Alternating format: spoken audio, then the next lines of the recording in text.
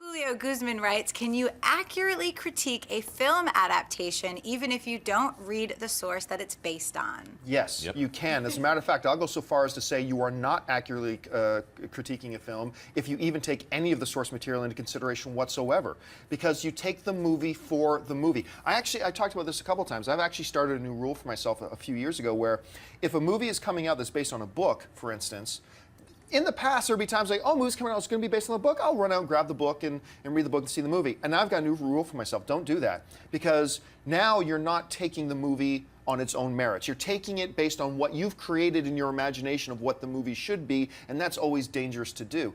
So I think, honestly, I think you're doing a disservice to film criticism at all if you consider the source material.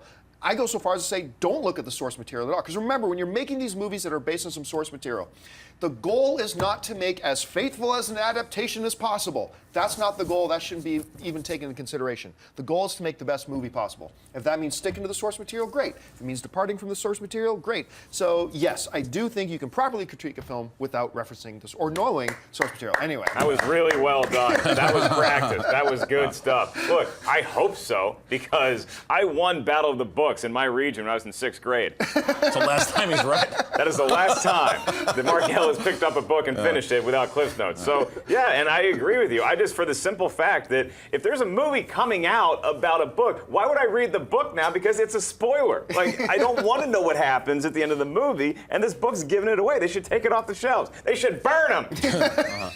Maybe that's a little far, but we'll work on that. Christian? As coming from someone who does read and does review films, I read a lot of this stuff, but I do agree that you have to separate a lot of the time, for sure. I think that sometimes it does help to read when you want to see if there's this particular book that hits a certain amount of tones and whether or not the director hit the same type of tone or message that the book might have done. But you do want to review them separately as a film. This is a film that you're watching. So even with the example of not going through a review or anything about the movie, but The Maze Runner, I hadn't read the book. I saw the movie, I had my own opinions of never hearing the story, and I reviewed it as what I saw on the screen. Right. And the acting, and it judges in differently. So, yeah, I don't think that you should really take consideration into the material unless you want to judge themes and all that stuff for your own well-being. I think the book can enhance your reviewing experience, sure. But I don't think that it's a negative reflection if you critique a movie just based on the film and not the source material. Like this came up just recently because me and another friend of mine were talking about the upcoming movie Gone Girl. I'm so excited for that movie. And then you know, my friend, she goes, hey, I've got the book. You should read it before the movie. I'm like, are you crazy? Right. I don't want to know everything that's going to happen in the movie. Like, keep that thing away from me. Yeah, you know, that's a good point as well. But if you read it right beforehand, a certain movie, that it can, if it's a big spoiler at the end for you as well, it does. It changes your opinion on the story as well, because you know what's going to happen. I read all the Hunger Games, but I know what happens, and I know where Katniss finally ends up and what happens there.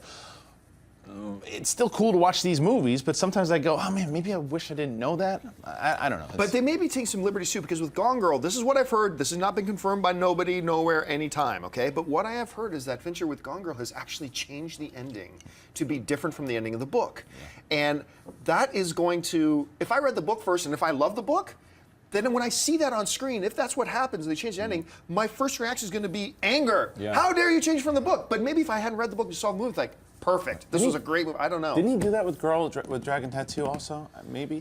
I never actually, I saw the original film. I didn't actually read the book. So yeah. See, my strategy with Gone Girl is I'm going to see the movie first, and then I'm not going to read the book. In that order. Yeah, in that order. I'm not going to read the book after. Hey everyone, if you like this video, click that thumbs up button and make sure to subscribe to our AMC Movie News YouTube channel. It's free and helps you stay up to date with all the latest movie news, as well as our daily AMC movie talk show. Also, make sure that you follow us on Facebook and Twitter to stay up to date with all of our special promotions, contests, and prize giveaways.